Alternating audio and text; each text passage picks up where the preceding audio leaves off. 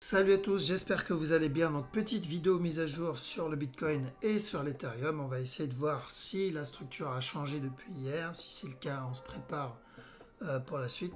Mais avant de commencer, comme toujours, je tiens à remercier la communauté. Merci beaucoup pour votre soutien, like, commentaire et partage. Si vous n'êtes pas abonné, n'hésitez pas à le faire. Ça me ferait vraiment plaisir et ça aiderait énormément la chaîne. Et vous pouvez me suivre aussi sur Twitter et sur Twitch pour pas louper mes prochains lives.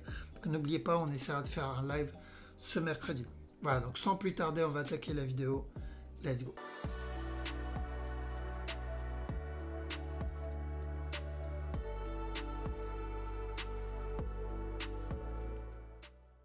Alors, donc le Bitcoin, depuis hier, il n'y a pas de changement. Ok, on est toujours sur les mêmes analyses, la même structure et la même direction. Donc, je vous rappelle que là, vous devez faire attention à bien attendre un setup d'achat si vous voulez acheter. Buy jusqu'au top. Si le mouvement retrace tout ce qu'il vient de faire, alors on va effacer ça, voilà. Si le mouvement retrace tout ce qu'il vient de faire et corriger là-dedans, c'est une continuation vers le bas. Mais s'il fait ça, ça mettra du temps. Peut-être d'ici la semaine prochaine, on verra la structure se développer. Donc ça mettra vraiment du temps s'il fait ça. L'autre possibilité, c'est qu'il termine dans une structure comme celle-ci. Donc si c'est le cas, il vient chuter, casser ce bas, monter encore un peu, donner encore un dernier plus bas, avant de valider le running. D'accord? Donc je vous ai donné les possibilités, et les deux annonce la même direction tant que ce bas n'est pas cassé. Ce que j'essaie, il y en a qui pensent que j'annonce plusieurs directions, mais non, le fractal, j'ai fait plusieurs vidéos là-dessus, le fractal, c'est comme ça que ça va. Donc, si vous avez du mal avec ça, les directions que je donne, j'ai mis exprès pour ces personnes des flèches. Vous n'avez qu'à suivre les flèches, d'accord? Et vous voyez bien que je n'ai pas 10 000 flèches. J'ai que une flèche par direction. Cette flèche, on l'a mis quand on était au top. Celle-là, on l'a mis quand on était en bas. Donc il n'y a qu'une seule direction qu'on suit. Pourquoi? Parce que ces flèches représentent la direction de la grande structure. Maintenant, les autres directions que je vous donne, c'est de l'interne. C'est pour les traders. C'est les personnes qui veulent trade en interne. Et c'est pour ça que je montre plusieurs directions. Pour les autres, si vous ne voulez pas vous prendre la tête à comprendre comment bouge une structure, très très simple, regardez les flèches jaunes et c'est tout. Donc du coup, vous pouvez passer à Ethereum. Maintenant, pour ceux qui veulent savoir comment se développe une structure, donc on fait attention à ça. On peut avoir la même chose que ça, et dans ce cas-là, il va chuter directement, casser ce bas sans corriger en interne, remonter encore un peu, et donner encore un push avant de monter. D'accord? Donc on surveillera ce scénario-là. S'il traîne, dans ce cas-là, je vous ai dit, on aura le temps de le voir, ça mettra plusieurs jours, ou même peut-être, comme je dis, peut-être la semaine prochaine. Là, ça annoncera une continuation vers le bas, et on ira pour le, rappelez-vous, ending diagonal. D'accord? Mais on ne vise pas ça pour le moment. Pour le moment, on vise le running, buy, flèche jaune. Ok? Maintenant, c'est pour de l'interne, alors, on m'a dit de donner aussi des conseils pour les investisseurs. C'est toujours le même. Investisseur, on s'en fout d'où vous achetez. Si votre but, c'est de vendre dans 5 ans, 10 ans, on s'en fout d'où acheter. Si vous voulez acheter plus bas, vous pouvez acheter dès maintenant.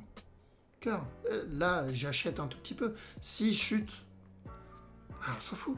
C'est l'investissement que je fais. Je ne vais pas pleurer parce qu'il a drop. Mon objectif, si j'achète là, si j'achète ici, et il chute là-dedans, c'est de l'investissement. Tant que je ne vends pas, je n'ai pas perdu. S'il remonte dans 2 ans ou dans 3 ans à 120 000 et que j'ai acheté là, j'ai fait ça de profit. Donc je parle aux investisseurs.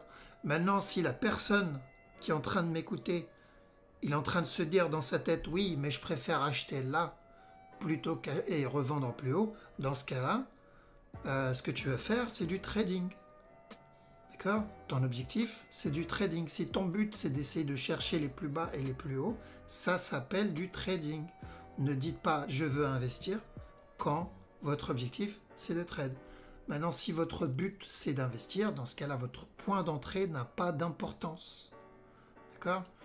Après, il y a les traders. Ok, les traders, ceux qui veulent trade long terme. Donc si vous voulez rentrer dans cette structure, c'est-à-dire une structure 4 heures, et que vous voulez acheter ici, vous devez attendre un flag, une correction.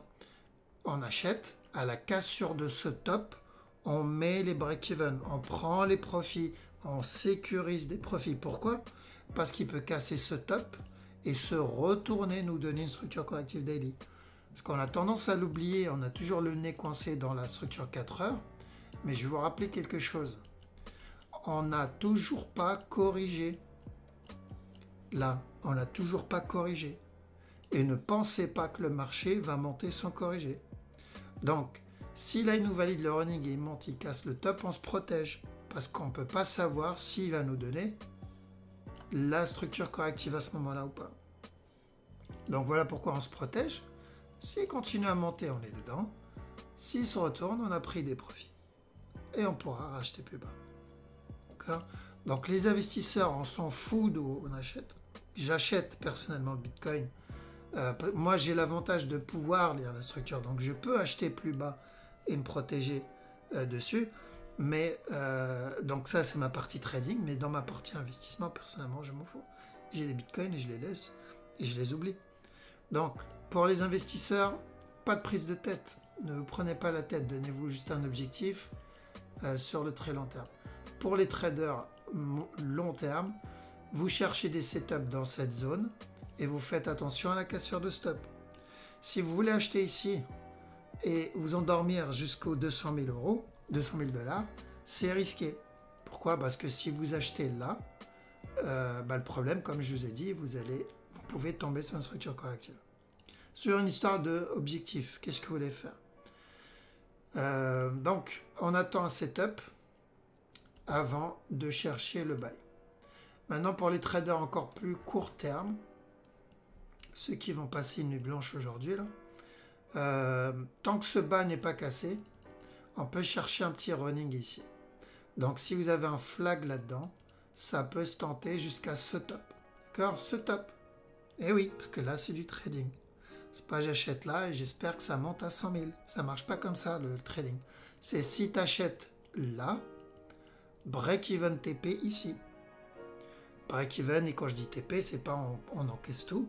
Parce que s'il monte là et décide de valider le gros running tout de suite, j'aimerais bien être dans un trade. Donc je vais profiter de ce running flat pour tenter le running 4 heures, au cas où le running 4 heures terminé. Imaginez ça, c'est mon running et c'est celui qui va me valider le up. Je vais le tenter. Mais je vais faire attention à ce top. Pourquoi? Parce qu'il peut monter, casser stop et se retourner. Mouvement correctif en interne. Donc ça se tente si vous avez un flag ou une structure corrective en interne. Donc si vous avez un flag en interne, tente. Celui qui va attendre un flag 1 heure, 15 minutes, vous utilisez votre stratégie pour ça. Si vous n'avez pas de stratégie, restez à l'écart du 1 heure, tradez le long terme. Voilà, donc ça c'est pour le 1 heure. Donc en 1 heure, tant que ce bas n'est pas cassé, petit buy jusqu'à ce top. On met les petites flèches pour pour les mauvaises langues, j'ai envie de dire. Alors Ethereum c'est la même chose, d'accord? Tant que ce bas n'est pas cassé, c'est la même direction. La petite flèche honnête ici. Ok. Long terme, c'est pareil. C'est la même. Allez hop, 2 flèches en jaune. Donc, par contre, Ethereum, attention, je pense qu'il va continuer encore à drop. Et du coup, le Bitcoin, c'est possible aussi. Voilà pourquoi je vous ai dit, faites attention au top. Mais on tente.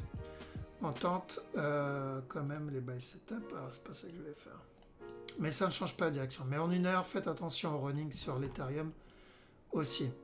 Car si vous le voyez corriger là, il n'y a plus de running. Idem, je vais revenir sur le Bitcoin, mais idem.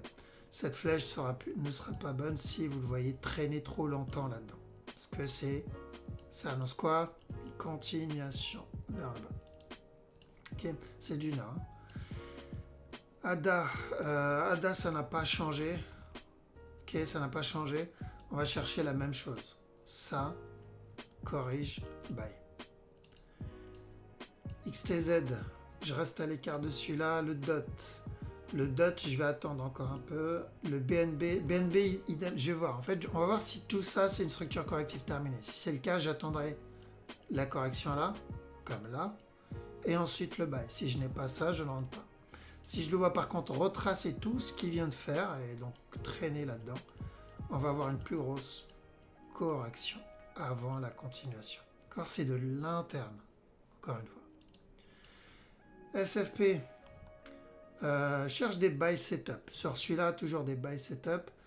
Donc, tant que ce bas n'est pas cassé, je chercherai le régular là-dedans. S'il vient casser le bas tout de suite, on ira pour la structure daily. Mais pour le moment, c'est la 4 heures qu'on va chercher. Pareil là-dedans, cherche des buy setup jusqu'à ce top. S'il vient casser ce bas là tout de suite, buy quand même. Donc on cherche des setups.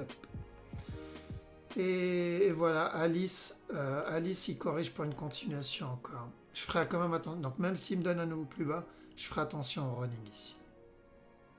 Encore avant la continuation. Celui-là. Ce que je vais chercher, c'est le C du running.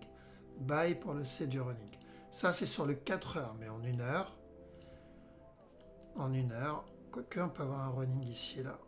Petite heure, là. Hop, petit buy, là. Mais tout ça, ça peut être une correction, en gros. Donc, faites attention à la cassure du top. C'est la même analyse partout, donc... Ok, donc en 1 heure, faites attention au petit running pour ceux qui veulent trade ce soir. Et en 4 heures, vous devez bien attendre le petit buy setup. Ok, donc c'est la même analyse qu'hier. La seule différence là, ici, c'est la petite structure en 1 heure ici. Ok, voilà. Donc je pense que ça devrait suffire. Donc je vous tiendrai au courant sur Twitter pour le live de mercredi. Je vais essayer de faire des petits lives surprises nocturnes. Parce que je suis très souvent actif le soir, donc je suis réveillé le soir. Donc pour mes collègues vampires, réveillés encore à minuit, 1h et 23h, possible que je stream dans la semaine ou peut-être la semaine après. Moi, je vais essayer dans cette semaine et je ne posterai même peut-être pas sur Twitter. Donc gardez un œil sur Twitch. Voilà, donc je vous souhaite une bonne soirée, je vous dis à la prochaine.